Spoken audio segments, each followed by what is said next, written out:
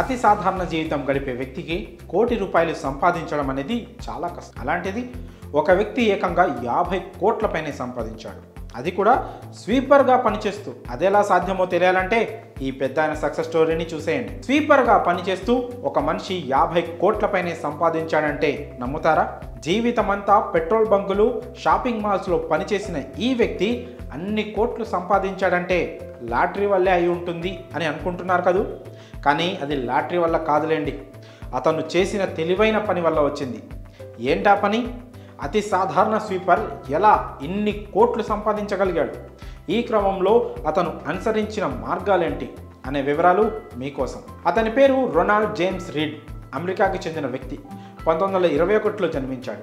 అయితే అతని కుటుంబంలో హై స్కూల్లో చదువుకున్న వారు ఎవరూ లేరు. ఇతనే మొట్టమొదటి వ్యక్తి.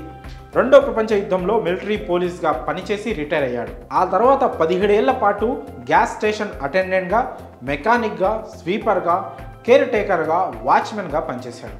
ఈ పనులు చేస్తూ సాధారణ జీతం సంపాదించేవాడు. తన జీతం తక్కువే అయినా కూడా తన సంపాదన నుంచి కొంత డబ్బు తీసి స్టాక్స్లో పెట్టుబడి పెడుతూ వచ్చాడు. స్టాక్ మార్కెట్లో షేర్స్ కొని వాటి విలువ పెంచుకుంటూ వచ్చాడు. వృద్ధాప్యానికి వచ్చేసరికి ఆ స్టాక్స్ విలువ $8.2 మిలియన్ అయింది. ఆ సమయంలో అప్పటి డాలర్ రేట్ ప్రకారం అతని వద్ద ఉన్న ఆస్తి విలువ 50 కోట్లు.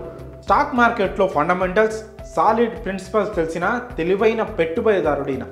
స్టాక్ మార్కెట్ గురించి, షేర్స్ గురించి, కంపెనీ గురించి పూర్తిగా అధ్యయనం చేసి అప్పుడు పెట్టుబడి పెట్టాడు. జేమ్స్ రీడ్ ఎవరిని అనుసరించలేదు. తానే సొంతంగా కొన్ని రూల్స్ని, ఫండమెంటల్స్ని పెట్టుకున్నాడు. అయితే ఇతను లాంగ్ టర్మ్ ఇన్వెస్ట్మెంట్కి మాత్రమే కట్టుబడి ఉన్నాడు. కాంపౌండింగ్ ఎఫెక్ట్స్ ప్రయోజనాలను దృష్టిలో పెట్టుకొని ఖచ్చితంగా షేర్స్ విలువ పెరుగుతుందని నమ్మిన వాటిపైనే ఫోకస్ పెట్టాడు. Procter and Gamble, JP Morgan చేంజ్, general electronic, Dow chemical company వంటి బ్లూ చిప్ స్టాక్స్లో పెట్టుబడి పెట్టాడు. అంతే, అప్పటి నుంచి ఆ షేర్స్ని అలానే ఉంచాడు. జీతం పడినప్పుడల్లా ఖర్చులు పోను మిగతా డబ్బుతో షేర్స్ కొనేవాడు. అలా కొంచెం కొంచెం పెడుతూ వచ్చిన షేర్స్ విలువ ఊహించని విధంగా పెరిగిపోయింది.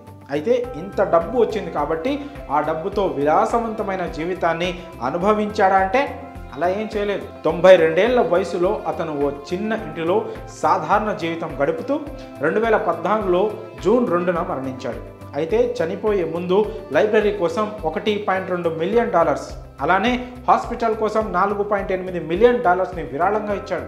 అంటే 2014లో భారత్ కరెన్సీలో డాలర్ విలువ ప్రకారం సుమారు 40 కోట్లు అన్నమాట. జీవించినంత కాలం పేదరికంలోనే జీవించాడు, పేదరికంలోనే మరణించాడు. $1 మిలియన్ డబ్బుని సమాజానికి డొనేట్ చేశాడు. సమాజం నుంచి తీసుకున్న డబ్బుని తిరిగి అదే సమాజానికి వెనక్కి ఇవ్వాలన్న దానికి ఆయనే ఒక ఉదాహరణ. ఇతను పేదరికంలో జీవించి ఉండొచ్చు, కానీ అత్యంత రిచ్ హార్ట్తో జీవించి అందరి మనసులను గెలుచుకున్నాడు.